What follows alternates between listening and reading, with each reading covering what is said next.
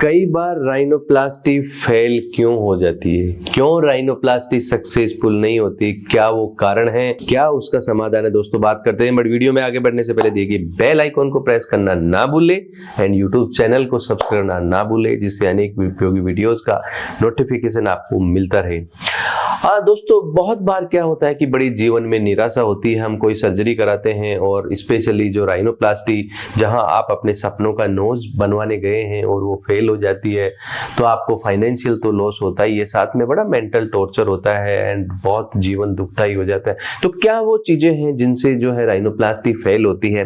दोस्तों नंबर 1 इसको मैं आपको बता देता हूं कि कई बार जैसे आपके नोज के अंदर फंक्शनल और कॉस्मेटिक यानी लुक और ब्रीदिंग दोनों में प्रॉब्लम है, बट कई बार सर्जन की अनभिज्ञता के कारण या प्रॉपर जो है फैसिलिटी नहीं होने के कारण कई बार आपका नोज सर्जरी के बाद के अंदर जो है वो नेजल ब्लॉकेज स्टिल परसिस्टेंट रहता है, तो आपका सर्जरी फेल हो जाती है। या जो है आपका जो नोज का 3D जो स्ट्रक्चर अच्छे से रीड नहीं हुआ, हमें क्या मॉडिफिकेशन करना है, तो जैसा आप चाहते वो नोज नहीं बना, ये कारण होता है। दूसरा, कई बार दोस्तों एक आपने सर्जन ने बड़ा अच्छा काम किया है और जो आपका अच्छे से प्लास्टर लगाया हुआ है, वो प्लास्टर भी आपने जो है वो टाइम से पहले हटा लिया है या नाक के ऊपर चोट लग गई, तो भी एक सर्जरी फेल होने का कारण हो सकता है। तीसरा क्या होता है दोस्तों, बहुत बार क्या है, अगर कोई patient uncontrolled diabetes, uncontrolled hypertension या जो ऐसा पेशेंट है, तो वो भी एक सर्जरी फेल का कारण होता है। बहुत बार दोस्तों अगर किसी पेशेंट ने अत्यधिक मात्रा में अल्कोहल लिया है, स्मोकिंग लिया है, तो ये चीजें जो है आपकी जो नोज की हीलिंग है उसको डिले करते हैं, तो it's the one of important reason की आपकी सर्जरी फेल हो सकती है। दोस्तों क्या वो चीजें हैं जिससे इस फेल होने को में रोका जा सकता है?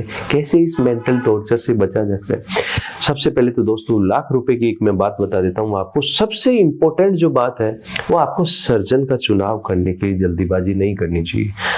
आपका जो सर्जन है जिससे आप सर्जरी कराना चाहते हो, वो किसी के बहकावे में नहीं आए। आप सब पढ़े लिखे हैं, जो हम राइनोप्लास्टी कराते हैं उस सर्जन का पूरा हमें रिकॉर्ड फाइंड करना चाहिए, उसका एक्रेडिटेशन देखना चाहिए कि उसको कितना तजुर्बा है, उसको कितना लंबा एक्सपीरियंस है, और जो है पूरा उसके पहले के पेशेंट्स के लिए जो रिजल्ट्स कैसे हैं।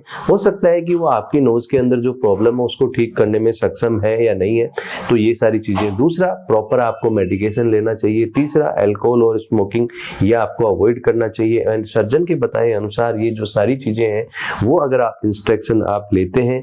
एंड तीसरा, आप अपनी राइनोप्लास्टी कराने से पहले सारी बात सर्जन से अच्छे से समझ लीजिए कि मेरे रिजल्ट आने में कितना समय लगेगा, क्या है जिससे आपको सर्जरी के बाद के अंदर आपको जो है वो हर्ट नहीं होगा और दुख नहीं होगा और आपके अच्छे रिजल्ट आएंगे, सर्जरी फेल नहीं होगी एंड आप अपने सपनों का नोज पाके खुश हो सकेंगे।